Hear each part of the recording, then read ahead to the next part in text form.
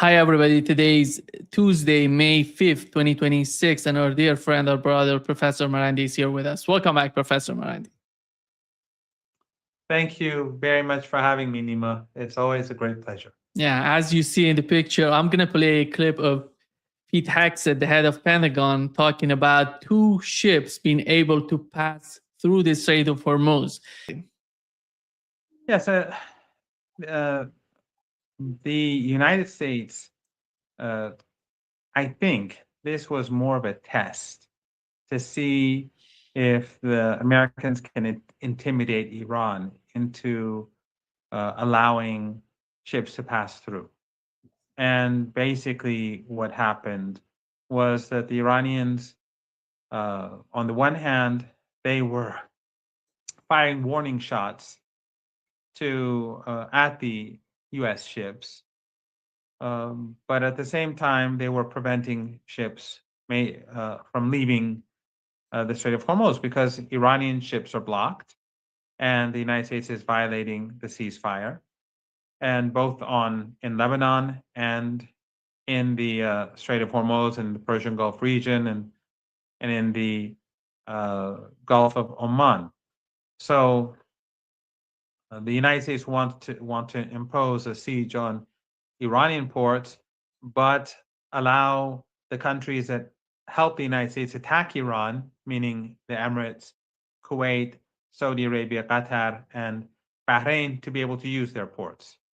And that is not acceptable for Iran. The Strait of Hormuz is not closed. Chinese ships, Russian ships, Iraqi ships, ships that are linked to countries that have not been involved in this war in any way or form, they can go through. Of course, ships that are taking goods from these five regimes, there are complications. They negotiate with the Iranians, but in any case, they're not banned. But so the Americans, what they want to do is to open the Strait of Hormuz for the ships of these regimes that are complicit in crimes against Iran, but keep it closed for the Iranians. That's basically it. And their hope was to come in and to allow two or a number of, not two, but a number of major super tankers and ships, cargo ships, the sort that we see in images, very large ships to pass through. My understanding is that there are small ships that do pass through the Strait of Hormuz on the Omani side that are very small. So the larger ships, they have to go and they're easily detected, they're monitored. The super tankers, the large tankers, the cargo ships. But then you have a lot of these tiny ships, and they cling, and some of them cling to the shore of Oman and sometimes go by. This is my understanding. And they're not really significant ships. They're like, for example, one of the ships that the United States hit last night, they didn't hit any ships that belonged to the guards. None, zero. They hit fishing boats and a small cargo ship. That is a ship and that is one of those ships, a small cargo ship which takes goods from Oman to Iran and back and forth. They struck that, and they killed civilians. So you have lots of small and tiny ships that are not consequential for global trade. They're not super tankers, or they're not huge cargo ships. So my understanding is that the United States was not able to get any super tanker or any major cargo ship through, but maybe one of these small boats that clung or to the shore of Oman, it may have passed through, but that's not abnormal. It happens. Just as I said, for example, one of the boats that the Americans struck yesterday was a very small cargo boat that was moving from Oman, if I'm not mistaken, to Iran, back and forth these two countries. So the Americans had no success in striking Iranian speedboats. They don't have any evidence of that. The footage that they show is of a boat that's taking cargo, a civilian boat, and apparently they've also struck a couple of small fishing boats that were in the sea. It's That's my understanding. yeah, it seems 5 civilians were killed That's right. and That's right. not only that, we've learned yesterday that Iran struck 3 commercial vessels. Where were they? It was in the UAE, close to the ports in the UAE, or somewhere in the middle in the Persian Gulf. Well, I think one was, I'm not quite sure, but there were three. I'm not sure if one was near Rasul Khaimeh or whether it was at near Fujairah. I'm not quite sure. I'm sorry. I'm Mm. not up to speed on details. But they did strike. Three ships were struck, and of course, bases inside the Emirates were struck. And as we know, uh, Fujairah was struck. The oil installation there was struck. Iran did not accept responsibility from it, responsibility for the damage. But the Iranian statement is a bit ambiguous. So, but in any case, it blames the United States for what happened. But I'm not quite sure if they mean to say that the Americans did it or it's simply their fault that this all happened. But in any case, significant damage was done to the Emirati oil installations. 3 ships were destroyed, and the Americans won't name the 2 ships that got through because it would only be of significance if they are super tankers or if they are major cargo ships. Otherwise, if it's some small boat which has a small, which has a small amount of goods on it, then that really has no significance because, as I said, boats do cling to the shore of Oman and small boats and pass through the Strait of Hormuz. And the other point is the Iranian attack on an American warship. Well, it was 2 ballistic missiles, from what we've learned from the media. Was that a warning sign, or they tried to strike the warship? Yes, I think it's pretty clear that the Iranians are not using their most sophisticated weapons. They're trying to make the Americans and the Emiratis to use up their military capabilities, their air defenses. The Iranians don't want to escalate. They are very happy with the current situation. They're in control of the Strait of Hormuz. The United States has effectively shut down global trade. The United States is creating an energy crisis. Trump and Netanyahu, and the United States and the Iranians are sitting and waiting for the pressure to build on Trump and the pressure to build on the Trump regime to change their policy. So for Iran, this is things are very good right now. They're not interested in restarting the conflict. They're interested in seeing how things play out in the coming days. One of the Emirati officials yesterday tweeted that the Islamic regime in Iran will regret May 4th, just as Hamas did after October 7th. That's a promise. What is the Iranian response to this sort of argument on the part of the government or these officials in the UAE? Well, the UAE has been helping the United States throughout the aggression against Iran, and they are partners in the war, and they have the blood of thousands of Iranians on their hand. Of course, the same is true with Kuwait and Bahrain and Qatar and Saudi Arabia, but the malice of the Emirates is even greater than the others.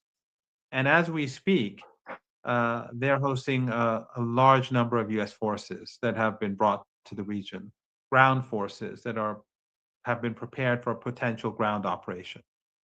My understanding is that the U.S. Ground the forces that have been brought with a lot of equipment to carry out potential strikes on Iranian attacks on Iranian islands and the mainland, that they're mostly based in the Emirates, in Kuwait, and Bahrain. The air capabilities, and of course, are in Saudi Arabia more than in other countries, and Qatar is also playing its own. It's the Americans in Qatar are playing a role as well. So there's a large contingency. There's a large U.S. military presence in the Emirates right now, prepared for an attack on Iran. But again, as I said, Iran is not interested in escalation because it believes time is on its side. Every day that goes back, every day that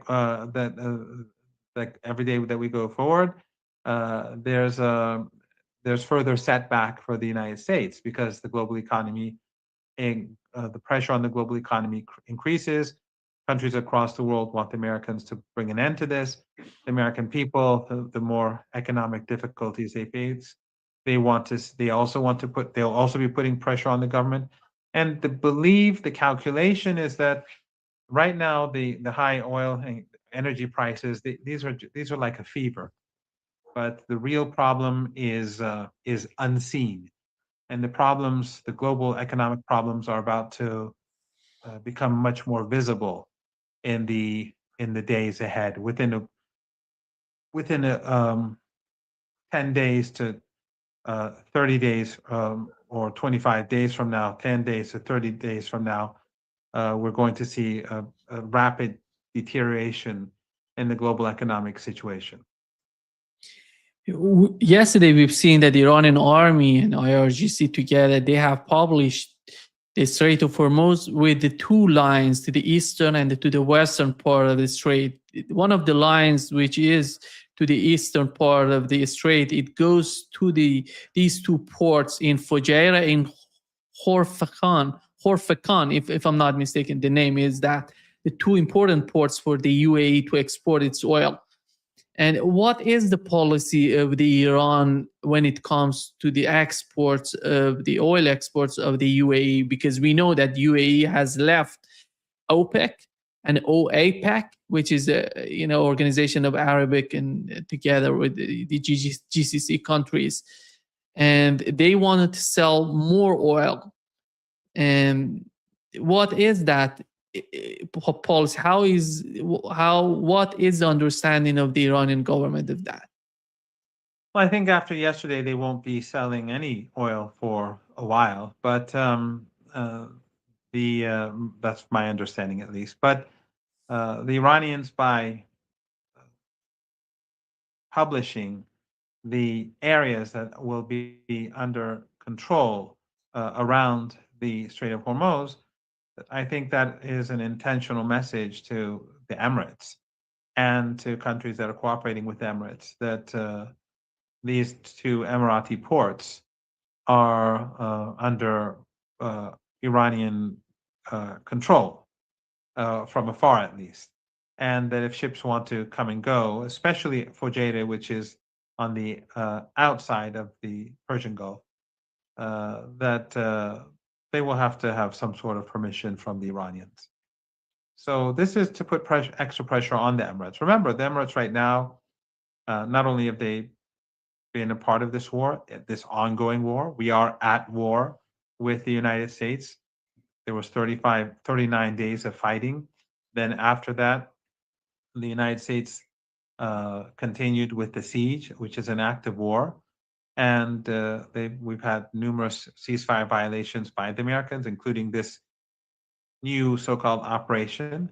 And the Emirates have allowed the United States to bring large numbers of troops and equipment and air defense capabilities and other capabilities. U.S. aircraft and drones are in the Emirates. So the Emirates is basically helping wage war against the Iranian people. So when the Iranians state that the Fujairah port is within the boundary of Iran's uh, Strait of Hormuz uh, region that is under Iran's supervision, that I think is a clear message to the Emirates and to anyone who works with them that you cannot use that port without Iranian consent. Pete Hegseth was asked today that in the last 24 hours, Iran has fired at the United States. Is the ceasefire over? His response was that no, the ceasefire is not over. This is a separate project. Professor Marandi, how does Iran define this current situation with the United States? Is that a pause when you look at the level of the equipment, how the fighter jets are moving in the region, refueling tankers are moving in the region? What is the understanding of Iran? Well, the Iranians are expecting a major assault, and they've been expecting it for quite a while now. I think last week when we were speaking together at around that time, the belief was that an attack was quite possibly it would be imminent. It could be imminent, and that belief continues today. The fact that he and Trump both stress that we still have a ceasefire, I would imagine that shows that they're worried, that they're cautious, or that they still don't have everything in place yet for an assault on Iran. This particular operation was a failure, and all it did was it killed 5 innocent people, and one boat, maybe two, but maybe one boat may have a small boat gone uh, um, through alongside the shore of Oman. But as I said, that would have nothing really to do with the U.S. ships, the naval ships, because that does happen. Small boats do cross. It's for Iran. It is the big cargo ships and the super tankers and the big tankers that are of importance. The ones that when you look at the images of the Strait of Hormuz, you see all those ships or in the Persian Gulf parked in the Persian Gulf. They are the ones that count. The little boats like the one that the Americans struck, those are, they don't have major significance they don't have any significance in global trade. But we'll see. I mean, an attack could happen tonight. It could happen tomorrow. The Iranians are on high alert, and obviously Hegseth is not going to be able to get these super tankers and major cargo ships through the Strait of Hormuz. This was a stunt, or it was a test. And I think it was probably more of a test than anything else. It was probably the United States wanting to see if the Iranians would be intimidated or not, and whether Iran would allow them to do this or not. And the Iranians basically showed very clearly that they won't. They did significant damage to shipping, to the ships. 3 ships were struck, and of course the oil installations in Fujairah were struck, and apparently bases in the Emirates were struck by drones and missiles. So this turned out to be a very costly operation for the United States. And they've been spending a lot of their anti-missile and anti-drone systems on these cheap Iranian missiles and drones, because the Iranians are not using their advanced technology against them. They're leaving that for if there's another major escalation. Is Iran going to use some sort of preemptive attacks? Because we haven't seen that before. And the attack on the UAE and these ports in the UAE somehow reminds us maybe Iran is changing its strategy, going with some sort of preemptive attacks if it feels that the United States is going to attack Iran. Yes, you could say that. I mean, it wouldn't be preemptive in the strict sense of the term, because the Emirates has waged war against us. and they waged 39 days of war against us. And they've been cooperating and helping the Americans to prepare for a continuation of that war. But but in the sense, but taking that into account, yes, it is quite possible that this could be a sign that Iran is not going to necessarily wait for the Americans to carry out a strike, and that they will hit uh, first. That is possible, because even though the Iranians have not accepted openly accepted responsibility for what happened in the UAE, but in any case, the UAE was hit by drones and missiles, and very significant damage was done. And the fact that Iran has declared the scope of its authority over the Strait of Hormuz to include the entry of these ports that you mentioned, that is sending a very strong message to the Emirates, and of course, by extension, the United States. Because, Nima, again, we've gone over this many times. If there's war, Iran will obviously strike the Israeli regime very hard, and it will strike at the Americans very hard. But these countries, and the Jordanian regime as well, they are part of this war. They're not separate. They are full partners in the hostilities. They have helped kill Iranian children. They've helped kill Iranian women. They've helped murder Iranian workers. They've helped destroy Iranian oil installations or gas installations or petrochemical installations, and so they have nothing to complain about. And the Emirates is a tiny regime, so 1.2 million uh, citizens there. They are in no position to make threats against Iran. If they were smart, they and the other four countries, they would gather together and declare to the United States that you can no longer use our land, sea, or air to attack Iran. If they did that, there would be no war, because without them, without these five countries, the United States, logistically speaking, and Jordan too, but just these five countries, let's say, without these five countries, the United States cannot logistically wage war against Iran. It's just not possible. Looking at the region today, what is the assessment on the part of Iranians? Do they believe that the Trump administration is going to attack them, or they're feeling that something else may avoid? With the case of you've mentioned, with the case of weather, with the case of desalination plants, with the case of we've learned from the Financial Times yesterday that how the war against Iran has influenced the oil supply in the market is not even comparable to whatever has happened in the history. It's unbelievable how is influencing the situation in the Strait of Hormuz, in influencing the oil supply all over the world. And this is the problem right now. That's why Donald Trump is feeling so much pressure from the case of Iran. And what is the assessment on the part of Iranians? Well, we all know that there's a huge detachment with regards to the oil price that we see on websites and the spot market, which is much higher. And this is all manipulation.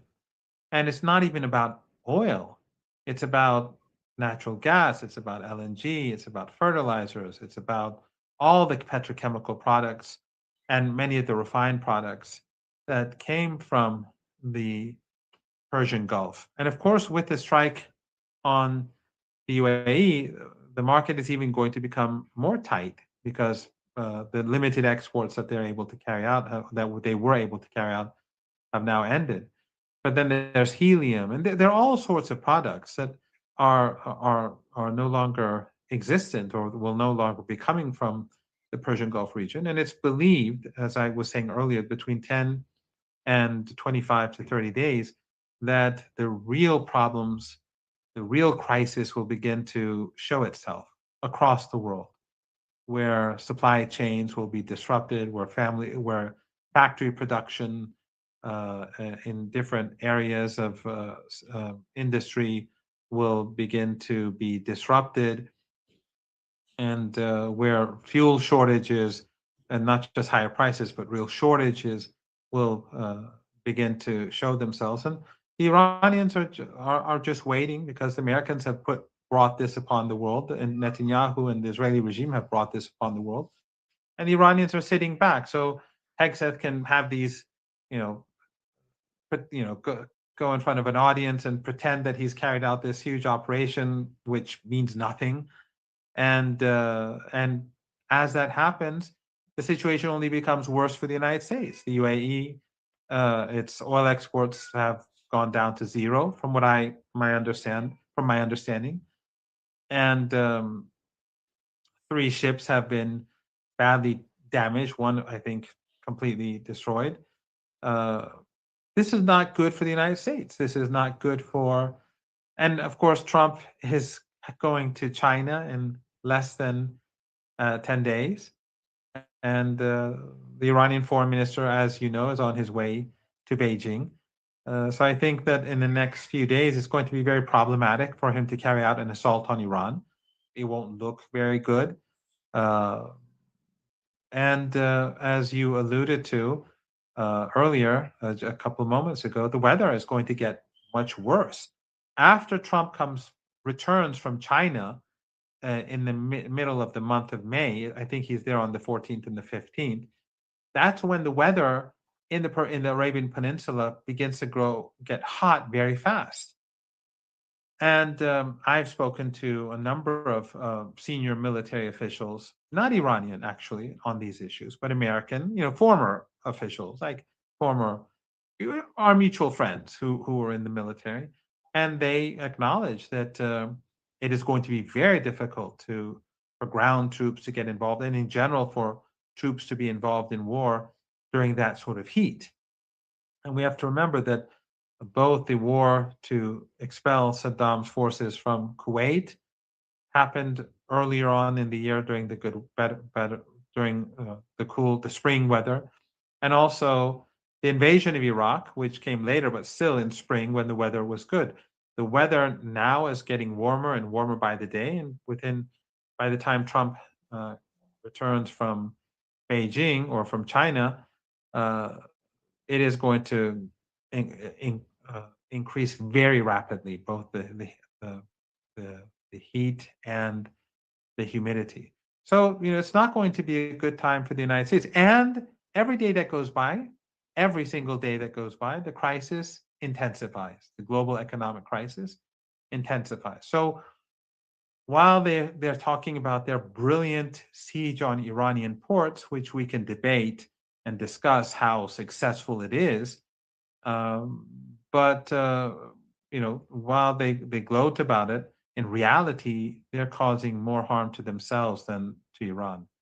And time is not on their side, and the Iranians are much more resilient, as we saw during the 39-day war. And if they were actually succeeding, if the Americans are succeeding in their siege on Iran, then there would be no need for these sort of fake operations.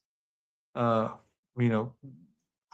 Trump has to do is sit back and relax and wait for Iran to collapse, and it would be over.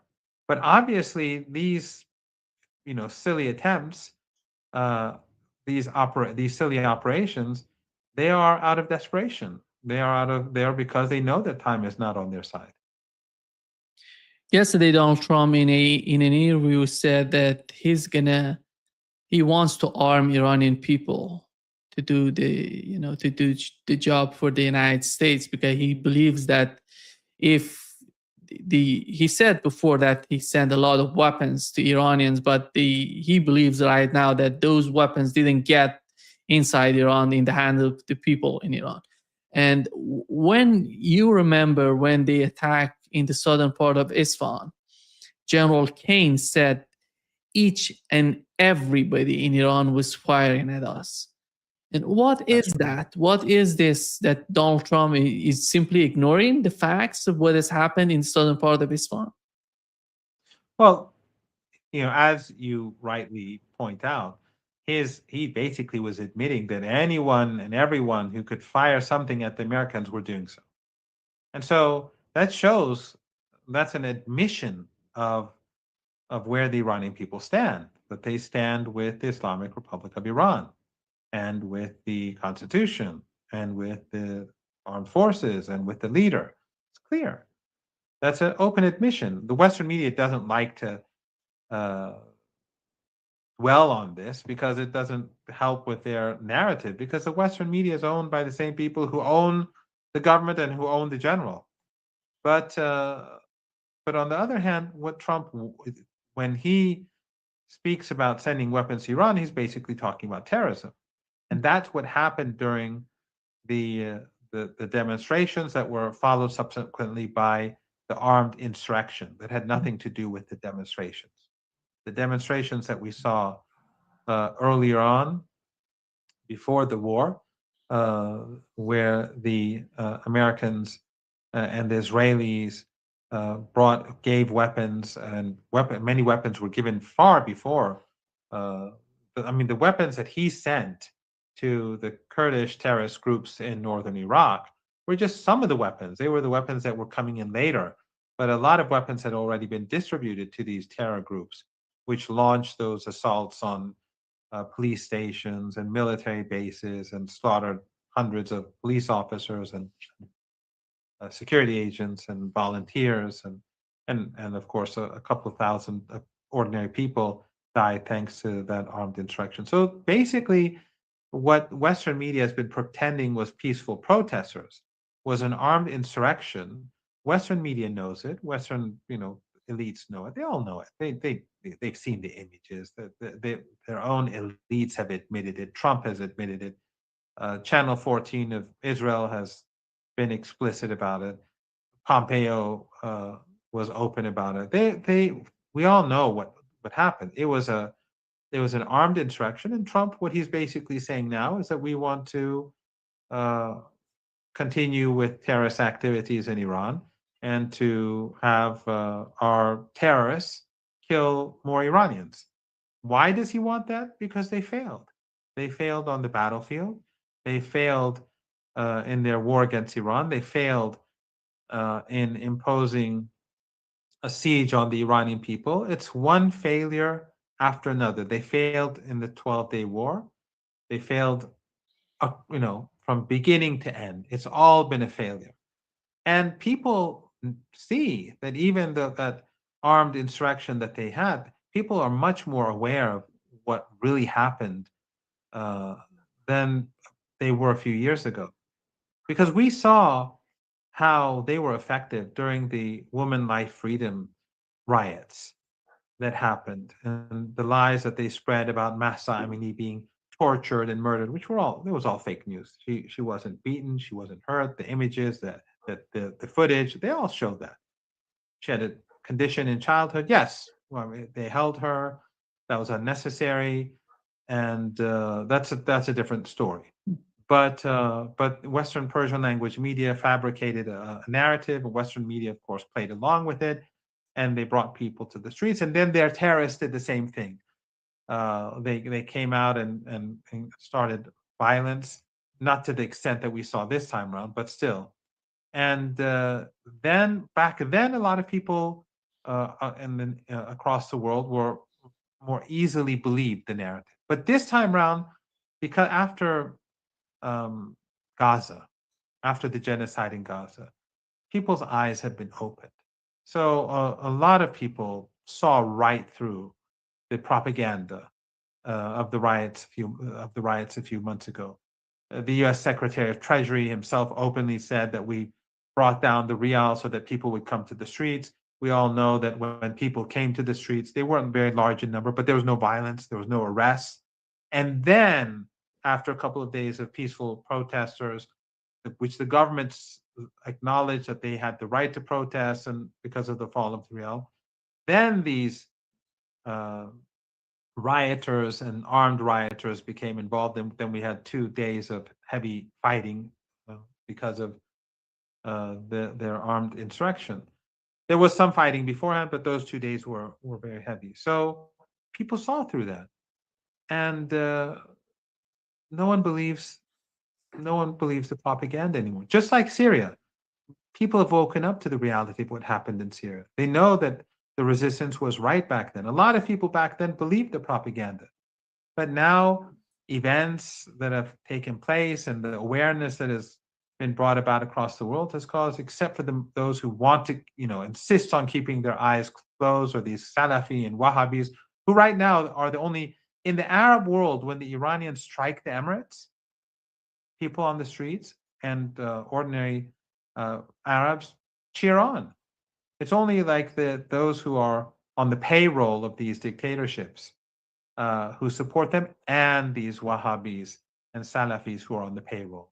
The same people who, the same Takfiris who,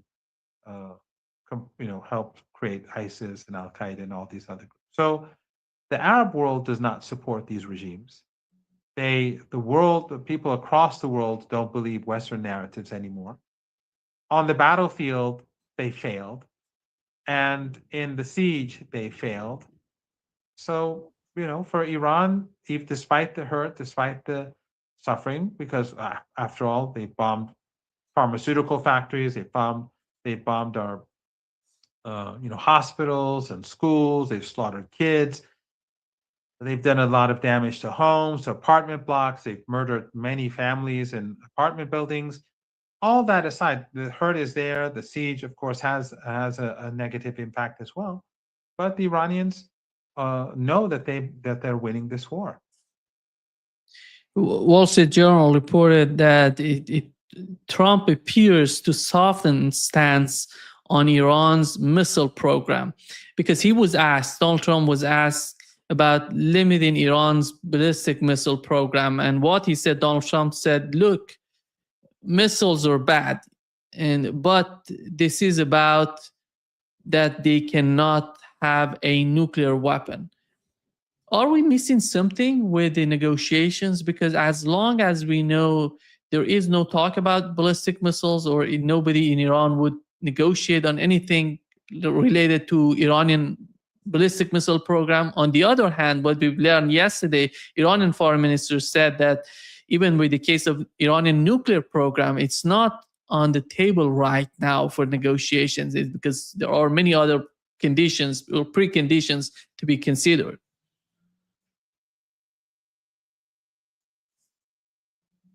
You're back, Professor Marandi. Yes, first of all, we're not dealing with sane people. We're not dealing with normal people. If Hegseth and if Trump were normal, if they were not psychopaths who were also madmen too, I would say that these are two important statements. The fact that Hegseth is saying that no, we're still in a ceasefire, and Trump is saying that missiles are not an issue. I would say that is a sign of that they are worried, and they don't want to escalate. But since it is Hegseth, and since it is Trump, and since Trump is deeply influenced by, I don't think that interpretation is valid. I mean, I don't think we can invest too much in that interpretation, right? So, so ordinarily you could say that this is an interesting sign that Trump is trying to sort of gradually pull back. But it's Trump, so he may say one thing today, and then tomorrow he say, "I want all the missiles destroyed." He may, in 2 hours from now, we may get Truth Social that not only missiles, but we want all the handguns in Iran to be handed over. Who knows what he's going? The day after tomorrow, he may say, "Bueno, I want to wipe out Iranian civilization. I want to exterminate all the children in Iran." These are madmen. So, no calculations can be really made. Yes, you're right. The Iranians are not going to negotiate the nuclear program. Our negotiations are about a ceasefire and then a peace deal. Whether we get there, that's not really, that's not the issue for us. That's up to the Americans. But we're going to remain steadfast until we get what we want. And ultimately, the Americans and the biggest miscalculation of Netanyahu. I mean, opponents of Netanyahu and Trump, among the fanatics, the Zionist cult, they should be screaming that these two people and their backers have made Iran far more powerful because today Iran controls the Strait of Hormuz, and Iran will continue to control the Strait of Hormuz.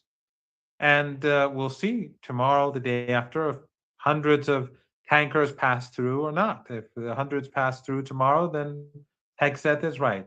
If those hundreds of tankers and super tankers and cargo ships don't pass through, then Hegseth can, he can pretend all he wants. He's failed, and he will continue to fail. But time is not on their side. Perhaps, I mean, when we take that into account, that time is not on their side, they've lost, they're losing the war.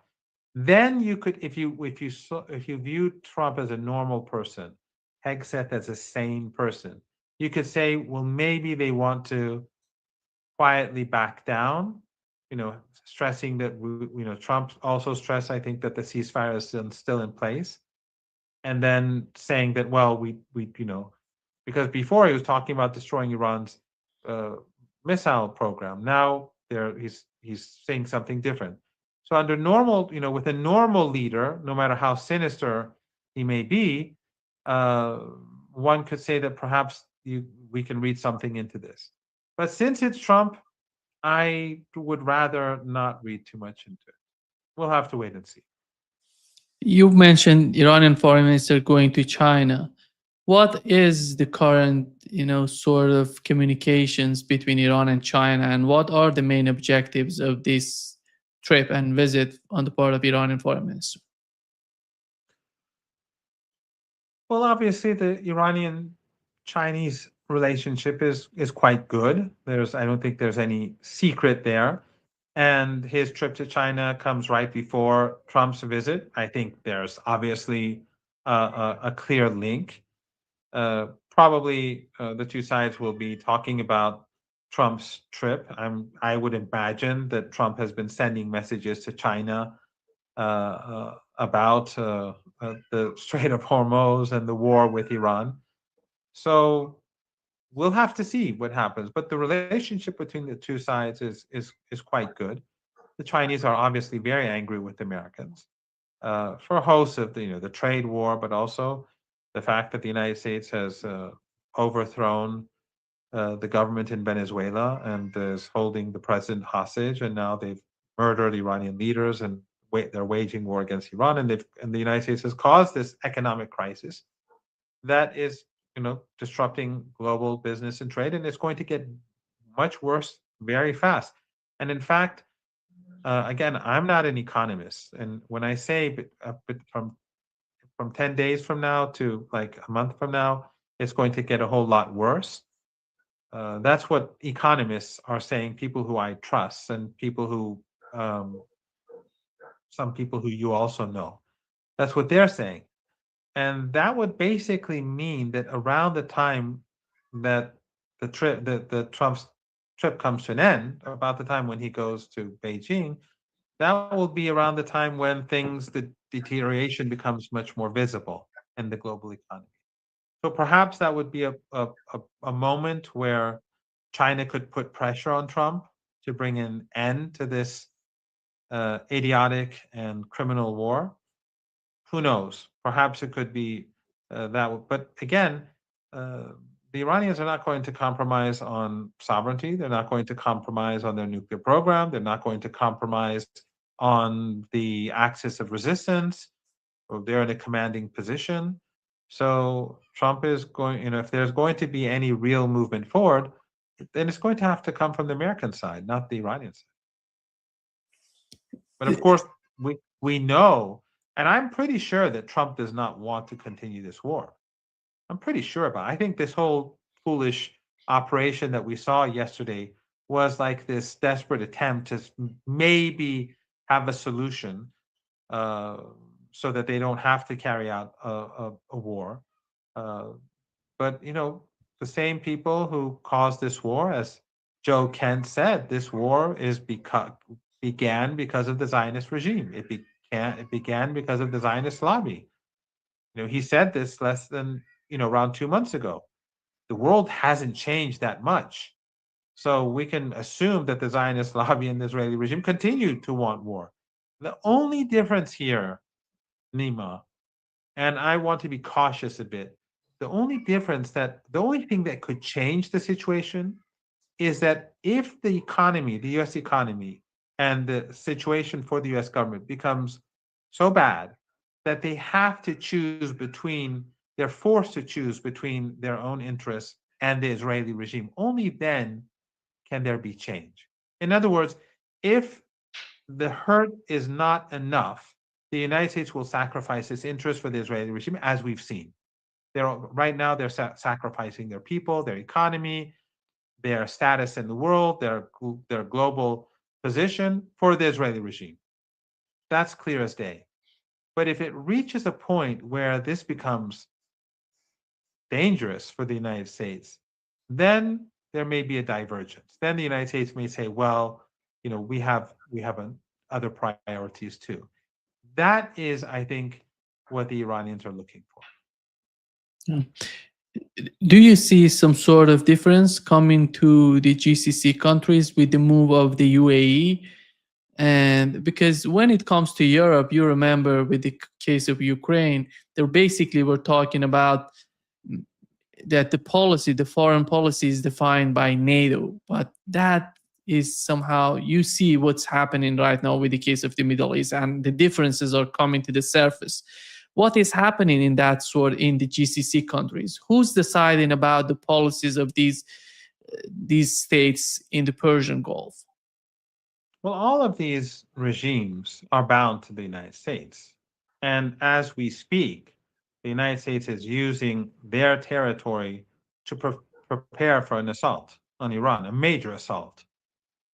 Of course, the United States has a huge shortage uh, of, um, of ammunition. That is clear. But they have brought a lot of equipment for ground operations. But they're all in these five countries, and Jordan, and of course the Israeli regime. That goes without saying. So they're all in this together in that respect. But the Emirates is different from the others, as you pointed out. Not only did it leave OPEC, but it also left the Organization for Arab Oil Producing Countries. Its relationship with other Arab countries is not good, as we saw the tensions with Saudi Arabia more recently. But in general, it's despised across the Arab world because it's seen as Israel. It's seen as like the junior partner of the Israeli regime. Its behavior in Somalia, its behavior in Yemen, it's the support for genocide against the people of the Sudan. Their role across the Horn of Africa and across the Arabian, in the Arabian Peninsula is something which everyone is seeing, and so there's a particular hatred for the ruling family across the region and beyond because of its extremely close relationship with the Zionist regime. There are, not only do they have direct flights, not only are there large numbers of Israelis always in the Emirates, but there are also the Mossad is there, Israeli soldiers are there, Israeli regime air defense officers are there. This is an alliance with a regime that is, that, and even the statement that you read, where that he says, just like Hamas after October the 7th, that is basically they're presenting themselves as Israelis. I mean, Mm. whether all Arabs or all Muslims like Hamas or not, the way that statement is made is unacceptable, even to those who are critical of Hamas, even those who are critical of the resistance in Palestine. Because this, they're describing the situation from a Zionist perspective, Mm. from a Zionist worldview. I don't know if I'm putting myself. I Yeah. don't know if I'm making myself clear. So to say that it's irrelevant. So many people may support Hamas. My views on Hamas. I believe that their resistance is completely legitimate. That doesn't mean that there aren't people in Hamas who've done wrong things or maybe committed crimes that happens everywhere. Police officers and countries may commit crimes, but that doesn't mean that the police in general is something illegitimate. But in any case, um, some may be critical of Hamas or opponents of Hamas, but the way that they speak about October the 7th is very clear. It's very clear. They're talking from a Zionist point of view. And that just shows where the regime in the United Arab Emirates stands. It is completely isolated in that respect. It has no support or respect from the bulk of popular opinion. Only these Salafis and Wahhabis and those who are on the payroll, and many of the people who may be on the payroll of the Emirates, of Qatar, they have a large number of people on their payroll. The Saudis, they may be, supporting the Emirates right now, but public opinion doesn't. Yeah. Thank you so much, Professor Marandi, for being with us today. Great pleasure, as always. Thank you. Thank you very much for having me. It's always a great pleasure being on your show.